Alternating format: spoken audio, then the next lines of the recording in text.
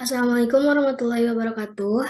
Kami dari kelompok 3 yang beranggotakan saya, Yulnar Sriwahyuni, Muhammad Syarif Hidayat, Fikri Maulana, Ikhwan Widiansyah, dan Haldis Gerhardien Pasha akan mempresentasikan mengenai unit kendali pada CPU. Di sini kami akan menjelaskan mengenai unit kembali pada CPU, tugas kontrol unit, operasi mikro dan fungsinya, kendali prosesor dan kendali microprogrammed, serta instruksi microprogrammed dan komponen microprogrammed. Dimulai pada apa sih sebenarnya unit kendali pada CPU itu? Unit kendali adalah salah satu bagian dari CPU yang bertugas untuk memberikan arahan, kendali, atau kontrol terhadap operasi yang dilakukan di bagian ALU di dalam CPU tersebut. Output dari CPU ini adalah mengatur aktivitas bagian lainnya dari perangkat CPU. Pada kontrol unit ini ada beberapa tugas, diantaranya satu, mengatur dan mengendalikan alat-alat input dan output. Yang kedua, mengambil instruksi-instruksi dari memori utama. Yang ketiga, mengambil data dari memori utama kalau diperlukan oleh proses. Yang keempat, mengirim instruksi ke ALU bila ada perhitungan aritmatika. Dan yang terakhir ada menyimpan hasil proses ke memori utama.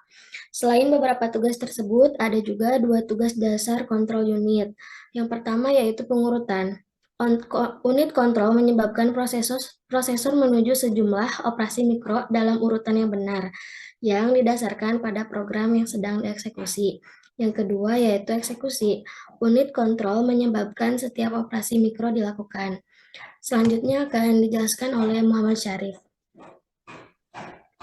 Selanjutnya, operasi mikro. Operasi mikro adalah operasi tingkat rendah yang dapat dilakukan oleh komputer atau CPU, sehingga fungsi-fungsi operasi akan dihasilkan untuk memindahkan data antar register. Terus ada fungsi operasi mikro. Yang pertama, membuka atau menutup suatu gerbang atau gate dari sebuah register ke sebuah bus.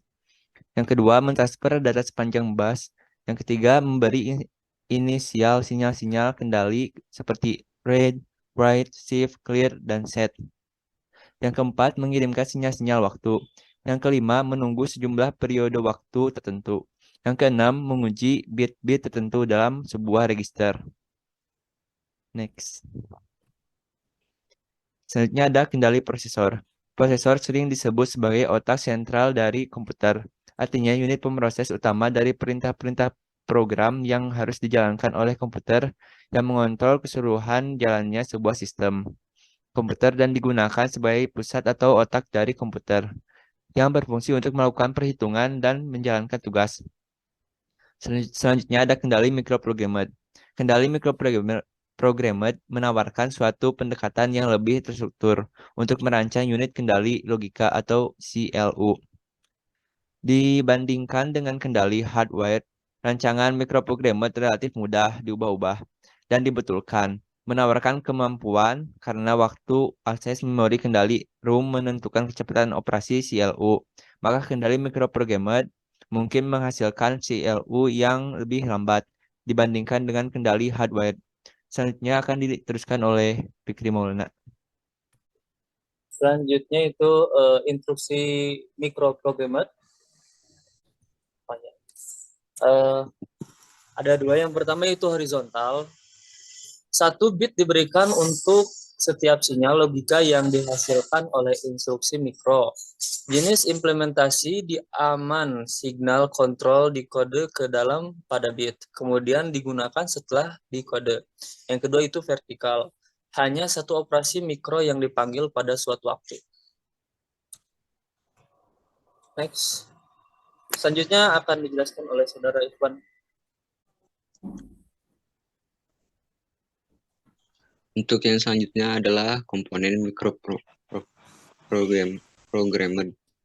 Instruksi register. Menyimpan instruksi register mesin yang dijalankan. Control store berisi microprogrammed untuk semua instruksi mesin dan lain-lain. Address computing circuiting. Menentukan alamat control store dan Dan mikroinstruksi berikutnya yang akan dijalankan. Microprogrammed counter menyimpan alamat dari mikroinstruksi berikutnya. Mikroinstruksi buffer menyimpan mikroinstruksi tersebut selama dieksekusi. Microinstruction decoder menghasilkan dan mengeluarkan microorder yang didasarkan pada mikroinstruksi dan opkode instruksi yang akan dijalankan. Baik, sekian presentasi dari kami. Kurang lebihnya mohon maaf. Assalamualaikum warahmatullahi wabarakatuh.